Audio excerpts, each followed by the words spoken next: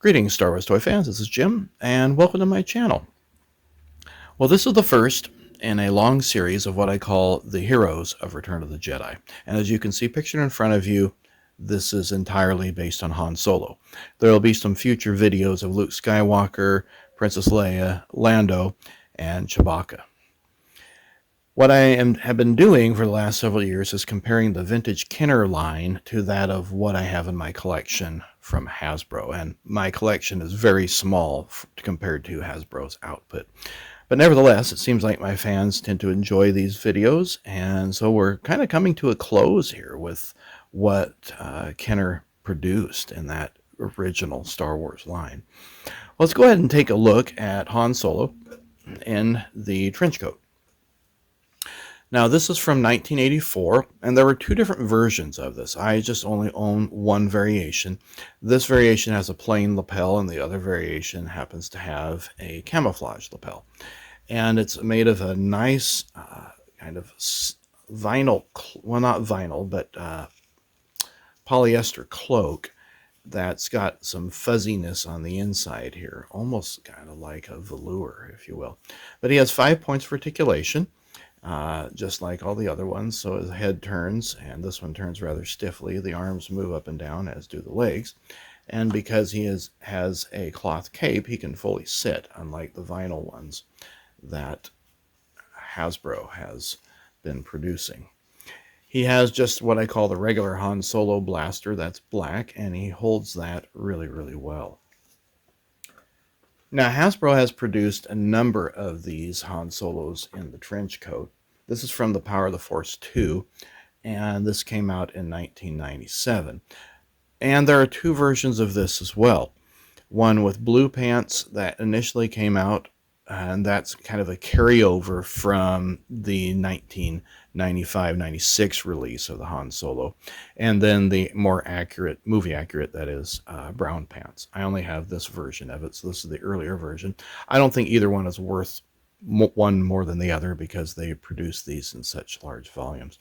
But he's got 6 points for articulation, and so the waist turns, and he can sit, kind of, but the trench coat keeps him from fully sitting. It's just a very stiff type of plastic. Head does turn, the arms come up and down, and unlike a lot of the Power of the Force figures of that time, he only has one weapon. So he's got this oversized blaster that he does fit in his hand fairly well.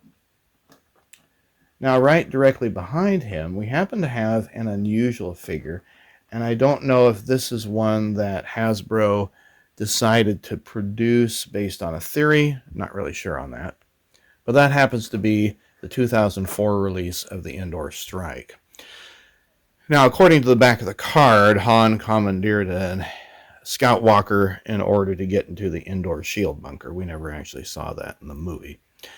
He's got 10 points of articulation, which is quite a bit. So we'll go ahead and take off the helmet. If the helmet will come off, it does come off, and it's got a pretty good likeness of Harrison Ford there. His elbows do move in that funky manner where they don't actually hinge properly. The wrists do rotate, which I really do love. The waist rotates. The legs can move up and down, so he can sit really nicely. And looks like that's about it. The feet don't move at all. He's got a communicator in his hand there, so he can't hold a weapon, and maybe that's a better view of that communicator. And then this weapon here, which is that really soft rubbery plastic that Hasbro used in their line. He holds that really nicely. There isn't a holster there for him to put the gun. And as you can see, the helmet, it's a pretty tight fit, but it looks good. It looks good on him. So it's a cool figure. I wanted that figure in my collection just because it was kind of unique. Now we'll move on to the Power of the Force Han Solo. This Han Solo, along with Lando Calrissian, were the two Power of the Force figures that I actually purchased in the store my senior year in high school. And that was at the time when I had conflicts with being a going in, well, being a teenager and having toys. And I just said the heck with it. Threw all pride out the window and picked those two up because Han Solo is my favorite figure, and the Lando General figure was so neatly sculpted. I probably should have bought a lot more at the time, but who knew, what was going to happen with these and how the prices go up.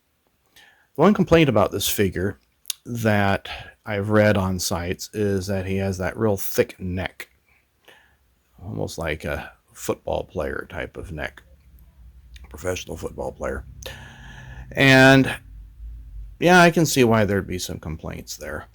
He didn't get a whole lot of play because I was a senior in high school, but nonetheless, I'm glad to have got that into my collection. Here's the carbonite block.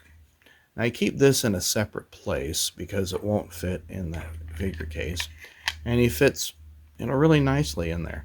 Now, this is not the mold from the movie. The mold from the movie is more like this one here that came out in 96, 97. But at least this reflects how he's standing.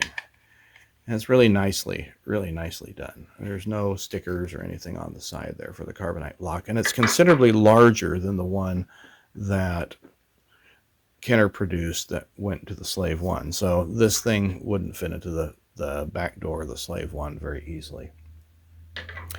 Now the other version that I have is from the Power of the Force in 1996, and this is the Han Solo here. Didn't come with any weapon. We just happened to have the carbonite block. So with this one, this is the Lou Ferrigno version of Harrison Ford. It has 6 points for articulation, so the waist turns, the arms can go up and down, the head rotates. He can fully sit. It's got some nice detailing along the side there of the pants. And then we have our carbonite block, which is sculpted originally like the movie. It does have some stickers along the side. And then he just snaps right into the back, like so. And that holds him in place. Now you may wonder what this is. Well, when they made that Jabba's palace, I made it so that way this could go up on the wall. Now the one directly behind him is the Skirmish of Carcoon. And this one came out in 2004. He just has some handcuffs there. And this one came with 3 of Jabba's minions, Barada, Klaatu, and Nikto. Anyway, this guy's got several points for articulation. The waist rotates, the head turns. It's got a fairly good likeness of Harrison Ford. The arm does move like so. At the elbow, the wrists do not turn, and this elbow does not move at all. So I guess we'd call that 7 points of articulation. Now we move on to the Han Solo and Stormtrooper outfit. Now I've got 3 different versions here. And the first one I'll touch base on happens to be the Stan Solo version, which was Smith Lord Creations initially when that came out. Now I brought the Luke Skywalker from the Power of the Force series. You can see from the yellowing, it's an original Kenner release. You can see how Stan Solo Chris Smith did a wonderful job of the sculpt. It's in fact almost identical, and the helmet's identical as well. And it fits Han Solo's head really, really nicely. And he took the head from the small head version of Han Solo, which is great. 5 points for articulation, and just a fabulously done figure.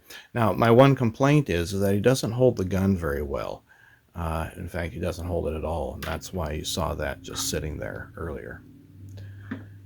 We'll conclude with the Fruit Loops version of the Han Solo in Stormtrooper disguise, and this one came out in 1995. It was a mail-in thing, and they call it Kellogg's. Here is the original box to that. I'm covering up the name of the person that I bought it from. You can see there, Kellogg and company. And just a very small thin box, has your little warning there. Didn't come with a weapon. And you can see here that we have just the kind of the same head that they use consistently throughout the Power of the Force figure, which is nice. I mean, I'm glad that they did that. He does have 6 points of articulation, so the waist does turn, but the arm's kind of bent at this weird angle. And the fact that it doesn't have a weapon is kind of odd that they bent it at that. The helmet does fit nicely on, and it's a convincing looking figure. Now, before I close the video, I wanted to show you a comparison of the various Han Solos that Hasbro produced and the time. And the book that I'm using as a resource is a Stephen Sansweet's book that came out in, I think, 1999. So he makes a point of differentiating between the two different releases. So again, we have the 1995 release of Han Solo Stormtrooper, and then the 97 that came with the Death Star Escape. I do not have that set. I wasn't a big fan of the bulked up figures, but one of the things that he notes here is that just the stance. So you can see how the 1997 version, the arm spread out, the 1995 version, the arm is bent in. And there's also a difference in the two different Chewbacca's as well as the Luke Skywalker. So if you're a collector of all the different variants of that Power of the Force 2 line, well, then those are probably ones that you want to acquire. And if you didn't know the differences, well, now you do. Well, I hope you enjoyed this video, and please give it a thumbs up if you did. Subscribe to the channel if you haven't done so already, and we'll see you on a future video.